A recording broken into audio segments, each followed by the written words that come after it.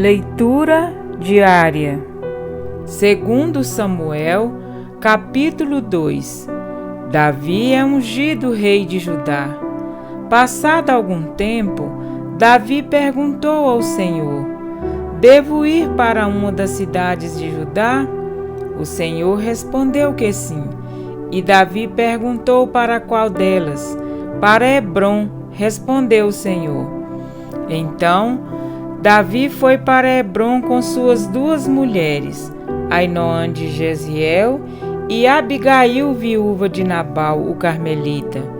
Davi também levou os homens que o acompanhavam, cada um com sua família, e estabeleceram-se em Hebrom e nos povoados vizinhos.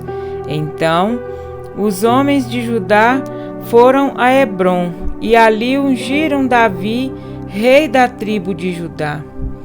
Informado de que os habitantes de Jabes, Gileade, tinham sepultado Saul, Davi enviou-lhes mensageiros que lhes disseram: o Senhor os abençoe pelo seu ato de lealdade, dando sepultura a Saul, seu rei. Seja o Senhor leal e fiel para com vocês. Também eu firmarei minha amizade com vocês por terem feito essa boa ação. Mas agora sejam fortes e corajosos, pois Saul, seu senhor, está morto, e já fui ungido rei pelas tribos de Judá. Isbosete proclamado rei de Israel. Enquanto isso, Abner, filho de Ner, comandante do exército de Saul, levou Isbosete, filho de Saul, a Manaim, onde o proclamou rei sobre Gileade, Assuri, Jezreel, Efraim, Benjamim e sobre todo Israel. Isbosete, filho de Saul, tinha 40 anos de idade quando começou a reinar em Israel, e reinou 2 anos. Entretanto, a tribo de Judá seguia Davi, que governou em Hebrom por 7 anos e 6 meses. A guerra entre Judá e Israel. Abner, filho de Ner, e os soldados de Isbosete, filho de Saul, partiram de Manaim e marcharam para Gibeon. Joabe, filho de Zeruia, e os soldados de Davi foram ao encontro deles no açude de Gibeon. Um grupo posicionou-se num lado do açude, o outro grupo no lado oposto. Então Abner disse a Joabe: vamos fazer alguns soldados lutarem diante de nós. Joabe respondeu: de acordo. Então 12 soldados aliados de Benjamim e Isbosete, filho de Saul, atravessaram o açude para enfrentar 12 soldados aliados de Davi.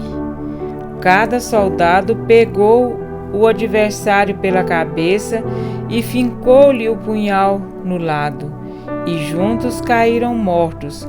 Por isso aquele lugar, situado em Gibeon, foi chamado Elcate Azurim.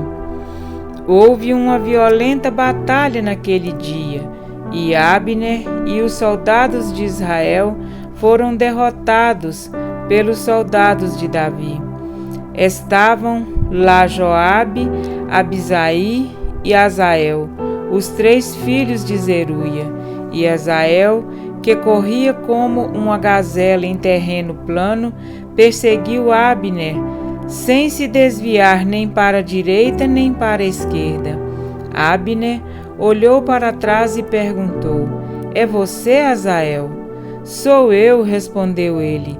Disse-lhe então Abner: é melhor você se desviar para a direita ou para a esquerda, capturar um dos soldados e ficar com as armas dele. Mas Asael não quis parar de persegui-lo. Então Abner advertiu Asael mais uma vez: pare de me perseguir, não quero matá-lo. Como eu poderia olhar seu irmão Joabe nos olhos de novo? Como, porém, Azael não desistiu de persegui-lo, Abner cravou no estômago dele a ponta da lança, que saiu pelas costas, e ele caiu morrendo ali mesmo. E paravam todos os que chegavam ao lugar onde Azael estava caído. Então Joabe e Abisai perseguiram Abner. Ao pôr do sol chegaram à colina de Amá, defronte de Gia, no caminho para o deserto de Gibeon. Os soldados de Benjamim, seguindo Abner, reuniram-se, formando um só grupo, e ocuparam o alto de uma colina.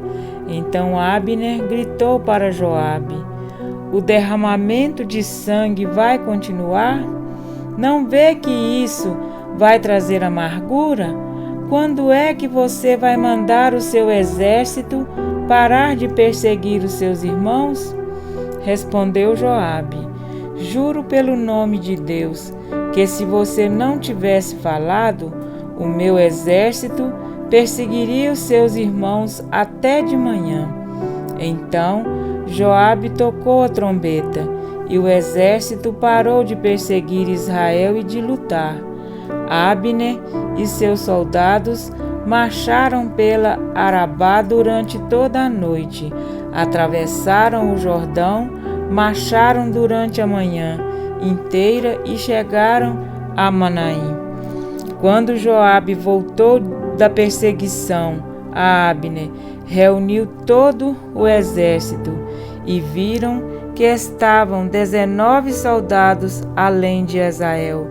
Mas os soldados de Davi tinham matado 370 benjamitas que estavam com Abner. Levaram Azael e o sepultaram no túmulo de seu pai em Belém. Depois disso, Joabe e seus soldados marcharam durante toda a noite e chegaram a Hebrom ao amanhecer. Amém? Para refletir. Ao consultar ao Senhor, Davi foi orientado a ir para Hebrom, e ali foi ungido rei sobre Judá. Tomando conhecimento de que tinham sido os homens de Jabes de Gileade que sepultaram a Saul, os abençoou e os recompensou pelo gesto de humanidade.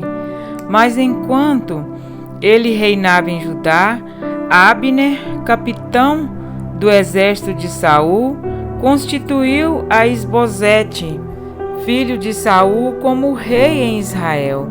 Israel estava dividido, e como em toda situação desse tipo, começaram a surgir os conflitos.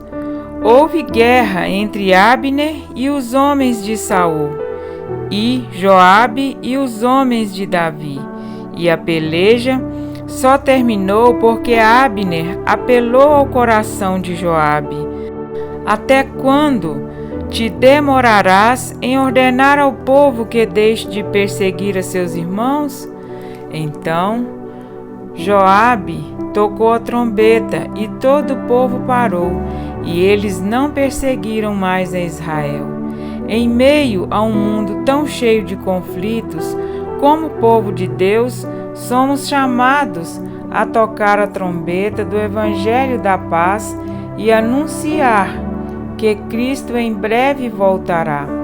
Podemos definir o capítulo de hoje nas seguintes palavras de Cristo: todo reino dividido contra si mesmo ficará deserto, e toda cidade ou casa dividida contra si mesma não subsistirá.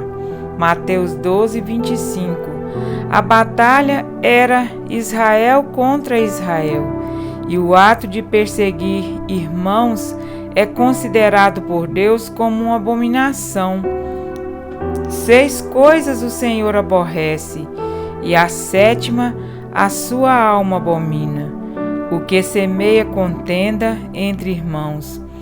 Provérbios 6, 16 e 19. Esta estratégia do maligno nunca deixou de existir.